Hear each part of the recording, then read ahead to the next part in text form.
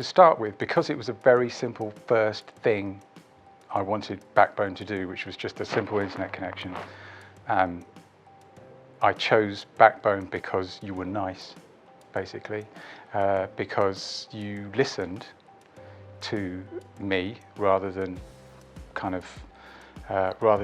proposing solutions that might not be suitable. You listened until you understood the business. You talked in a rational and reasonable way in English to me.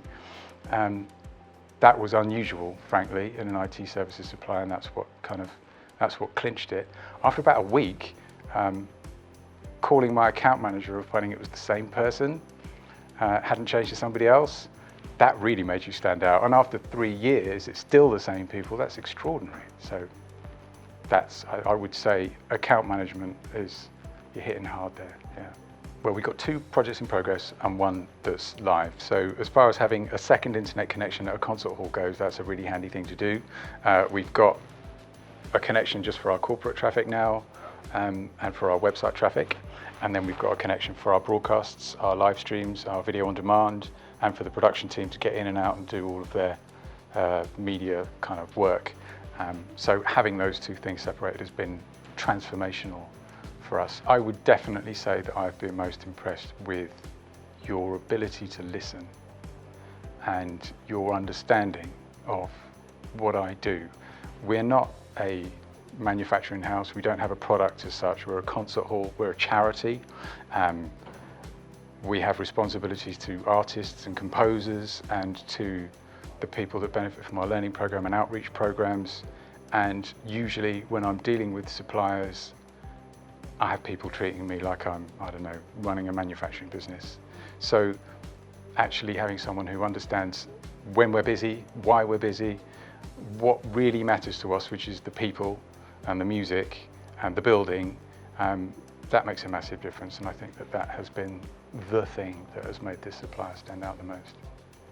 We already had the capacity for people to work remotely in a kind of small way. People could spend a day at home if they needed to. They could dial in through the VPN and they could attach their computer at work and do all of their work as though they were at work via a remote desktop.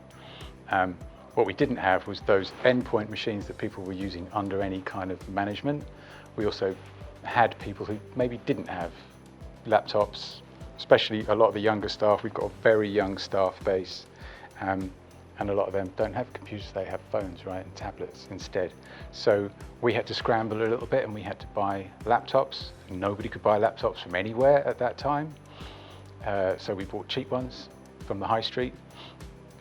And because we were able to safely use our corporate network connection just for corporate work, and the most important thing that was generating all the money at the time, which was the broadcasts, was safely going through Backbone Connect's internet connection, which they had already supplied to us, we could then safely have maybe 20, 25 people working off-site, which doesn't seem like a lot, but to us, I mean, that was everybody, and most of those people had never worked from home before.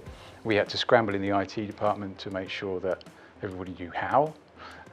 We had to implement Microsoft Teams. It was already there, but we had to put it in kind of hard and fast for everybody to use. So we were building out Teams and we were building SharePoint groups, implementing voice real quick. I think after about 9 months, we had a proper voice solution going through Teams, so that we could take box office calls and work call groups and stuff for people working remotely. And I got calls from Backbone throughout all of that, asking me how I was doing. And to be honest, being able to talk about what I was doing to somebody who understood what I was talking about was extremely valuable. Obviously, I have my right-hand man at Wigmore to talk to, but it's being able to talk to somebody outside the organisation who kind of understands how it's all working and what the challenges are. I'm of the opinion that when you have a good supplier, they're like an ear, right? And you can talk to them about stuff that isn't necessarily stuff that professionally they can help you with. But how else am I going to learn about new products and services? How else am I going to learn about how the next thing that's coming along actually works and what it means for me as a business, other than talking to a supplier? You know, I can read the IT press, but that's written by suppliers anyway. So it's best for me to talk to the suppliers who I know are good. That's how I'm going to keep up with what's going on.